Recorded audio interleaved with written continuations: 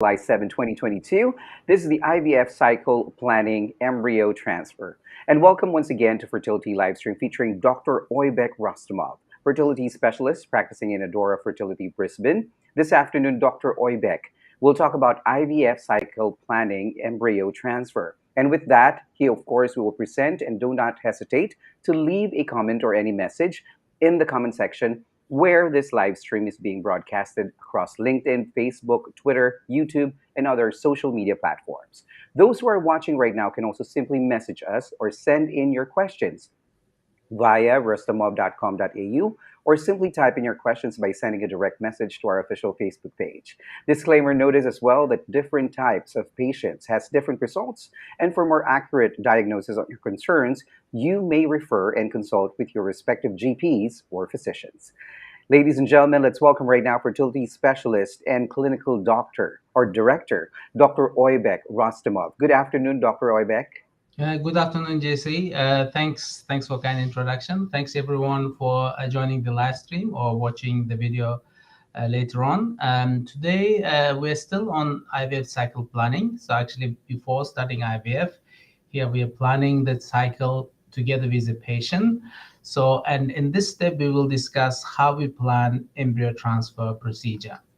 So we're on step 17, IVF cycle planning. So when we actually planning the cycle together with the patient, we discuss all steps of the IVF, including the embryo transfer. So when we actually discussing embryo transfer procedure and planning embryo transfer procedure, we need to plan a couple of things. One is the timing of the transfer, whether we're going to do fresh transfer during the cycle or we're going to freeze all the embryos in the cycle and transfer the embryos in future frozen cycles. And also we need to review if we're going to face any difficulties with embryo transfer. Okay, so let us review step by step. So in terms of cycle, in terms of planning for timing, we can either transfer embryo and then fresh cycle, which means we do ovarian stimulation, collect the eggs, create the embryos, and transfer one of the embryos in that cycle and freeze the remaining embryos. So it's called fresh embryo transfer.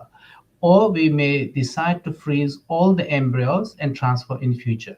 In terms of success, there is no difference between doing fresh transfer or freezing of that embryo and transferring in future, because it appears that most of the success comes from the embryo itself. Generally, whether we transfer the embryo during fresh or frozen cycle doesn't really matter. So so that's why in most clinics they transfer one of the best embryos during fresh cycle and freeze the remaining. But some clinics may electively choose to freeze all the embryos in fresh cycle and do all transfers in frozen cycle. So in terms of when we actually freeze all the embryos, we call it freeze all, which means all the embryos will be frozen in that cycle. So there are three different types of decisions when we decide freeze all. One is elective, which means we plan to freeze all before even starting IVF. Second is a decision has been made during the cycle because we faced some challenges and we decided actually to freeze the embryo. And the third is emergency freeze all, where we actually attempted to do the transfer, but we couldn't, then we decided to freeze. So let us examine one by one. In terms of elective embryo transfer, as we said, it may be just standard practice in some clinics. And the second reason may be embryo banking. Some couples may need to bank the embryos first for social reasons, for example, for professional reasons or family reasons. They're not ready to get pregnant. So hence they may want to bank the embryo first and transfer in future, or it may be due to medical reasons. And so the third reason is so some pathologies which may affect the implantation. These pathologies may not affect the IVF itself, obtaining eggs and creating of embryos, but it may affect the implantation. So so some patients are on waiting list for these procedures, and they want to actually bank the embryo first and freeze and sort out the problem which is going to affect the implantation. Once problem is sorted, once they had the surgery, then they will come back and do embryo transfer. So this could be another reason for elective freeze all. So in terms of deciding freeze all during the cycle, one of the common reasons for that is diagnosing the pathology which was not known before starting IVF cycle. For example, during ultrasound scanning IVF cycle, we may become aware of the fact that patient may have hydrosalpinx, for example, fluid in the tube, which may affect the implantation. It doesn't affect the egg quality or embryo quality, so hence we can safely continue the IVF, collect the eggs, create the embryos, and freeze the embryos. Then bring back the patient for the procedure and remove the tubes, for example, if it's hydrosalpinx, then later on transfer the embryo.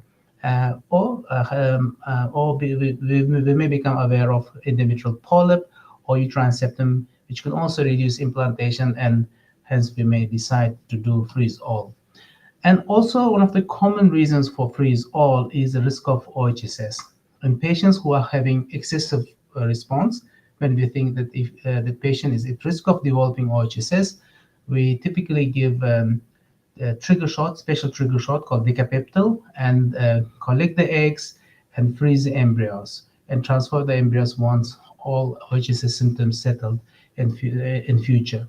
So because pregnancy may make symptoms of OHSS much worse, so that's why we choose to do freeze-all. So the third type of freeze-all decision is emergency freeze-all, which means here, for some reason, we cannot access the uterus during the procedure. So usually it's due to cervical stenosis. We attempt to do the transfer, but we cannot. Then we decide to freeze the embryos and sort out the problem and bring back the patient and the transfer in future. Okay, so yeah, in a lot of patients we can actually predict. In some patients it's not possible to predict until they have embryo transfer. It's not possible to predict whether they are going to have any difficulties during the transfer, but some patients we can predict. After reviewing history and their notes, we will, if we become aware of previous difficulties with embryo transfer, then we have to investigate whether the patient already had hysteroscopy or cervical dilatation, or is the patient is going to face similar difficulties. So, and also Lett's loop excision for cervical abnormalities can cause stenosis of the cervix. And in these patients, we may need to do trial embryo transfer before starting IVF cycle. We may try to see if we can pass the catheter through the cervix without difficulty. If we can, then we may choose to offer hysteroscopy and cervical dilatation before IVF cycle. So, and cervical stenosis. Usually, if patients having IVF cycle for first time, it may not be detected. It might not have been detected before, but in some patients, they can give us a history of cervical stenosis. So, and also anatomic variation. And some patients, normally the uterine cavity is not that difficult to access. You can see from this picture, you can easily pass the catheter through the cervix. But in some patients, cervical canal and anatomy and position of the uterus may be different, or maybe we cannot call it abnormal, may just vary. For example, they may have a very acute angle, and so you have to clear this acute bend in the cervix, or they may have something called S-shaped cervix, which means they have a double bend in the cervix. It may go down, then go up, then go inside the uterus. So if it was known in the past from the history, we need to review and decide whether we should do hysteroscopy and cervical dilatation before the procedure. And also patients who have a severe endometriosis because of adhesions, uterus can get pulled towards one direction, usually gets pulled towards the back of the uterus, which may create very acute angle. And if this is the case, we need to examine the patient and maybe offer trial embryo transfer before even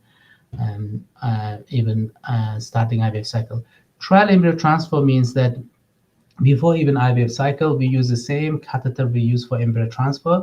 Of course, without loading any embryo, we actually imitate or try to pass the catheter and see if we are going to face a difficulty. So, yeah, and in terms of planning strategies to overcome the difficulties, of course, ultrasound guided transfer is the best strategy. And because you can see from this picture on ultrasound, you can actually see the bladder, you can see the whole uterus, and you can see the cervical canal, and you can see the catheter. and you can actually guide the catheter under direct vision. So, and also we may plan to use special equipments like special stellate. There are some special malleable stellates. You can actually change the shape of the stellate. For example, if patient has got double bend in the cervix or S-shaped cervix, you can bend the stellate in such a way, and just which helps you to navigate. So if you plan that beforehand, and then and you discuss with the patient and take necessary measures before you actually start the procedure. So also we can use special equipment. For example, we'll sell them to manipulate the cervix and uterus. So, and generally, it's embryo transfer is a very simple procedure. It's not painful. Most women do not need any anesthetic. So occasionally, very rarely, some women may need to have a general anesthetic. And some patients with a severe cervical stenosis may be very, very difficult to do the transfer, and some women may find it very traumatic or not traumatic, discomfort, painful, and for these patients, you may need to consider giving general anesthetic. So, of course, the last strategy is being prepared for freezing of embryo if the transfer is not difficult, and doing hysteroscopy. So here we, from outset we say, okay, we will try to do the transfer. If we face the difficulties, we just freeze the embryo, then do hysteroscopy, and dilate the cervix if dilatation is necessary. So yeah, so that's it. So embryo transfer is fairly simple, straightforward procedure. Most patients don't have any problems. They don't have any pain. Or the procedure only lasts about 10-15 minutes. So but some patients may actually face a quite challenging time, including clinicians. So by reviewing their history, we can predict and prepare. Yeah, that's end of my presentation, JC. Thank you so much, Doc. That was the IVF cycle planning embryo transfer. Now we will move on with a couple of questions as always. And feel free to throw in your questions in our social media pages where the live stream is being broadcasted. Or you can message us at rostamov.com.au. Now, Dr. Oybek, here's my first question. Is embryo transfer a painful procedure? No, actually, it's not painful procedure. So in most patients, it's very simple and straightforward procedure. Actually, unlike other steps of IVF, it can be very enjoyable procedure, because the couple first time they see the embryo on the screen, so then they can actually watch the transfer procedure on ultrasound screen. So and they chat and talk with the nurses and embryologists and specialists. Most couples find it actually one of the most enjoyable steps, because they're actually witnessing the transfer of the embryos, and with a bit of hopefully that embryo becomes a baby, and they get an opportunity to take a picture of the embryo, and which of course they can show the baby later on. So yeah, so generally it's not painful procedure. In some It's a patients, very exciting procedure, yeah, I think, yeah, Doc, yeah. for the couple Yes, yes, especially. yes. All right. So now here's my second question to you, Doc. Do all frozen embryos survive freezing and thawing? Good question. Actually, freezing and thawing is fairly advanced technology. It's very safe. It's routine technology. So most embryos survive freezing and thawing. 95% embryos approximately survive freezing and thawing process. And the ones which don't survive, we think, are those are the embryos who have a very low quality, and they don't have a chance to succeed with the transfer as well. So yeah, kind of, yeah. So the freezing thawing is quite safe, and of course most embryos survive freezing thawing process. All right. Thank you so much, Dr. Oybek, for a thorough explanation. Now, there you have it, ladies and gentlemen. This has been IVF cycle planning embryo transfer. Now, again, Dr. Oybek, please do invite everybody once again of what they will look forward to for tomorrow. Okay, yeah, thank you. So tomorrow we will continue cycle planning, and we'll discuss embryo transfer. That in that step, we will explain why we choose to do single embryo transfer in most patients and why we can do double embryo transfer in some patients. Yeah, thanks everyone for joining the live stream, and we'll catch you tomorrow. Thank you. That's right. Thank you so much, everybody. And thank you, Dr. Oibek, for sharing with us all about IVF cycle planning, embryo transfer. To everyone, please go ahead and check out all our social media pages, our website, rostomov.com.au for more information. Disclaimer notice again that different types of patients has different results. For more accurate diagnosis on your concerns, you may refer and consult with your respective GPs or physicians. Tomorrow, same time, same social media channels for another exciting discussion. Please join us once again for another episode of Fertility Live Stream with Dr. Oibek Rostomov. Thank you, everybody. Thank you. Thank you.